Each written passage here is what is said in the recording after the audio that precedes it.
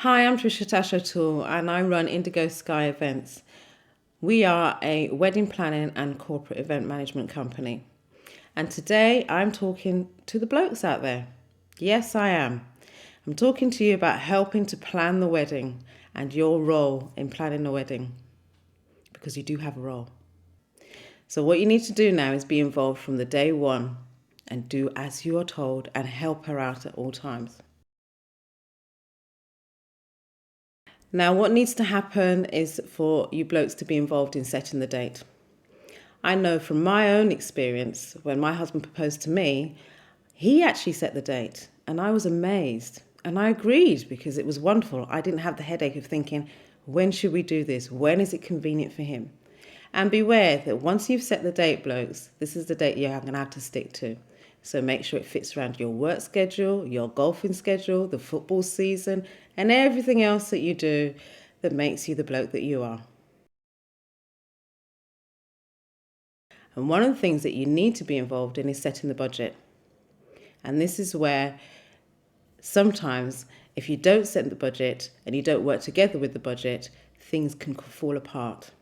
So set the budget and be realistic and work together in making sure that you achieve that budget. Start to delegate. You can get some of your friends involved as well as having your fiance's friends involved as well. Have a little party of people that you can delegate to and make sure that things are done at the right time. In planning your wedding, there are going to be key times that you need to meet with people and make sure that you have things done in enough time.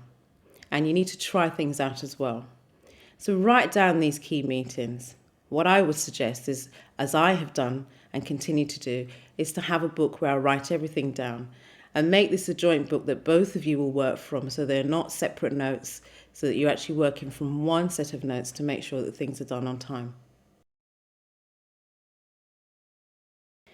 An important part of planning your wedding is choosing and meeting your suppliers. So once you've actually gone out there and done the research of how many cake suppliers can you see, how many flower suppliers can you see, all this sort of thing you need to do together. And sometimes, to be quite honest, some of the suppliers are more receptive to men than they are women. So who knows, your presence can actually make sure that you cut the right deal.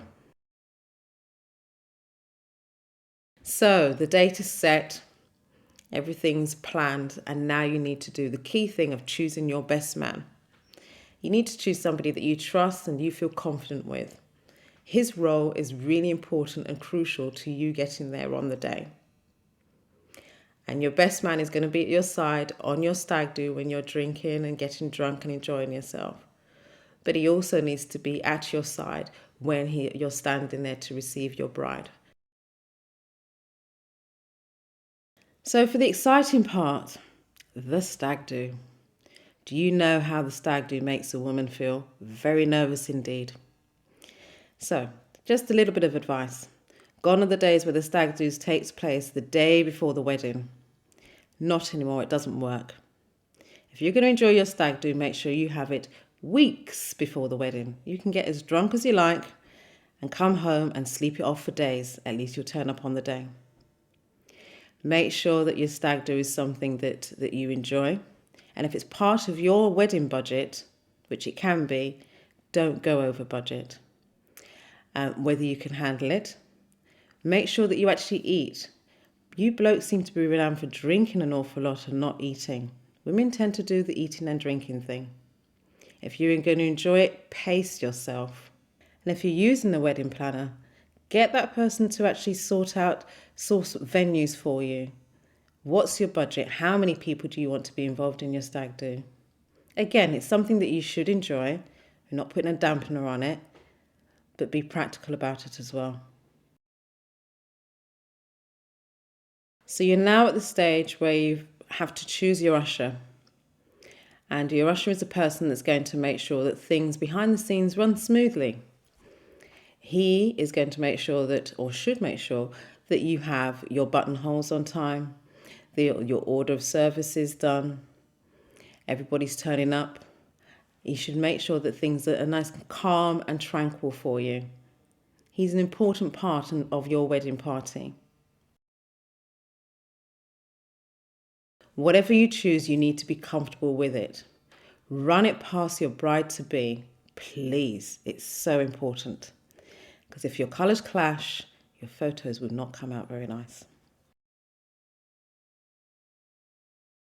Your hands and your face are going to be in every single picture, and particularly your nails. There's nothing wrong with having a manicure. When you take that famous picture of the rings, you don't want to see your nails looking not groomed. Don't wait the day before the wedding or the morning of the wedding to go and get your hair cut. What if your regular guy's not there and he cuts your hair and it's all wrong? She won't appreciate it and you'll have to wear your hat all the time. Not good. So for the fun bit, the honeymoon. I can't tell you how much I look forward to my honeymoon after my wedding.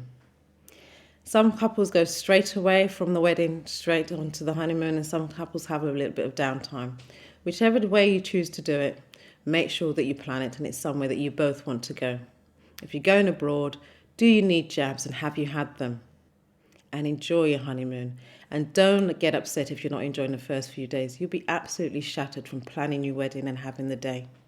So it takes a good 2-3 days to get it through your system, but you will enjoy your honeymoon eventually.